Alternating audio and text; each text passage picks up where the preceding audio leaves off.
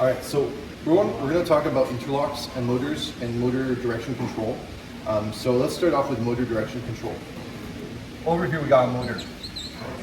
If we have current running from a motor this way, so let's say this is 24 volts and this is 0 volts, then the motor is going to be spinning this way. If we have the current running the opposite direction from here and coming out this way, then, and obviously this would be 24 volts and this would be 0 volts, then the motor is going to be running in this direction. So this is like, let's say clockwise, this is counterclockwise. So this is the basic principle to control the direction of the motor when it comes to a DC motor. Now, what's the point of an interlock? Well, before we get there, let's see what this looks like when we try to put it into ladder logic. And maybe we'll understand then why we want to even think about interlock. So if we have our 24 volt line, and we got our 0 volt line,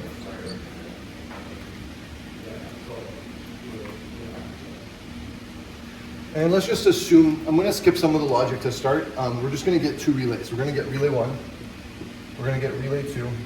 We'll talk about the logic for them in a bit, but we'll just have like one push button here, a second push button here. This one's supposed to be forward, let's say.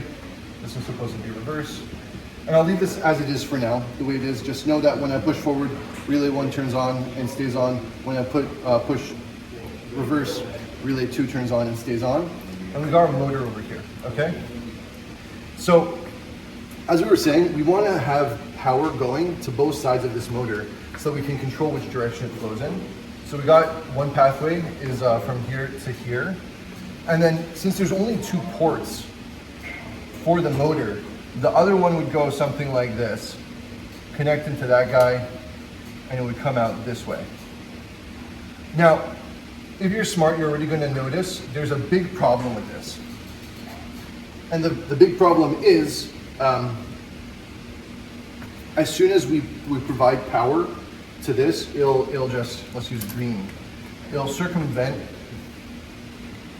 on both sides the motor and just go straight to ground, creating a short circuit and possibly, getting hot, burning stuff, and it could even injure someone depending on the size of the motor and the situation. So this is a very bad situation, and we don't have the control we want either case, because the motor is not going to turn on here. So the first thing we need is we need to take advantage of these relay contacts and control the direction of flow. So we might say, okay, well, we know for a fact, let's do this. We'll create some contacts here and some contacts here. We know for a fact that we want one pathway to go this way, right? So we can say, okay, forward, this is going to be forward. We'll do relay 1 and relay 1. That way, that's going to be in that direction. And then on this one, we'll do relay 2 and relay 2. So if relay 1's on and relay 2 is closed, the power goes through this way, it'll turn this way. If relay 2 is on and relay 1's off, it'll go this way. It won't be able to go that way, and it'll come through this way. What's the problem with this though? The problem is, what if we push both buttons down at the same time, and all of a sudden, all 4 of these are closed at the same time? We're back into the situation where we have short circuits running, and people can get injured. There's a lot of danger there. So we want to create a system that circumvents this and makes it safe for people to use. Now, we're going to take advantage, and we're going to look a little bit at the top a little bit more. We'll fill in some blanks over here, and then we'll continue on with the logic down below. So first of all, we want these to actually run. I'm going to take out this just for space. Actually, no, I'll just make everything a bit small. So we're going to have our forward button here, forward, and we're going to turn it on using relay 1 so it stays on. So relay 1-1. And then when we push R2, we're going to want this one to shut off so it switches between them. So we'll use a normally closed for R2, so relay 2-2. And then we'll connect our power line from there to there, and from there to there, and there to there, and we'll have our ground line going from the relay to ground. And then we'll put in this one over here. So we're going to have our normally open push button for reverse, and we're going to have relay 2-1 to hold it on, and normally closed of relay 1-2 to close it when the other one comes through, and we'll connect that through. So we got that going like that, and that going over there. So what's this doing for us? If I push forward, I complete the circuit, I turn on relay 1. Relay 1 over here goes from, the contact goes from normally open to closed, and then because relay 2 is turned off, it'll go through and keep relay 1 powered. When I push reverse, relay 2 will be on for a second because I'm holding this down. It'll open this connection up. Because I'm not holding down forward, relay 1 is going to shut off because there's a disconnection. There's no power running to relay 1. It'll stay off because there's nothing to turn it back on. And then relay 2's contact is going to close, relay 1 will be off, and relay 2 will turn on and stay on. And then no matter how many times I switch between the two of them, only one of them will be on at the same time. So basically what we're saying is relay 1 is on when relay 2 is off, and vice versa. What this does for us is it gives us a level of logic that we can start to manipulate. So all of a sudden, because of this, if we have a normally open on relay 1, it's equal to a normally closed of relay 2, because they're always in opposites.